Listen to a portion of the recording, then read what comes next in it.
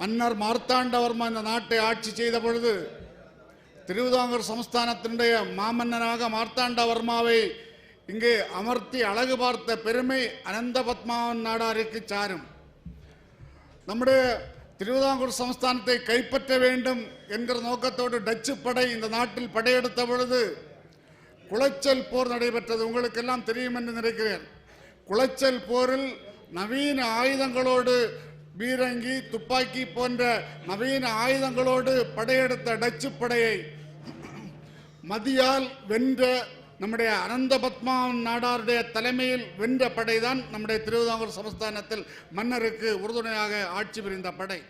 ஆகவே அனந்த பத்மாவன் நாடார் என்பது நம்முடைய மாவட்டத்தின் ஒரு அடையாளம், நம்முடைய மாவட்டத்தினுடைய சின்னம், நம்முடைய குலத்தினுடைய அடையாளம், இனத்தினுடைய சின்னம். ஆகவே அவருடைய நினைவு நாளை அரசு விழாவாக கொண்டாட வேண்டும் என்று தமிழ்நாடு அரசுக்கு நாம் வலியுறுத்த வேண்டும். அவருடைய வீரதீர செயல்களை எல்லாம் நம்முடைய அடுத்த சந்ததிக்கு நாம் எடுத்து கூற வேண்டும். அதன் மூலம் நம்முடைய உணர்வுகளை நம்முடைய அடுத்த வருகின்ற தலைமுறைக்கு நாம் எடுத்து சொல்வோம் என்றால் நம்முடைய இயக்கத்தினுடைய குறிக்கோள், நம்முடைய லட்சியம் அனைத்தும் நிறைவேறும் என்பதில் எந்தவித சந்தேகமும் கிடையாது.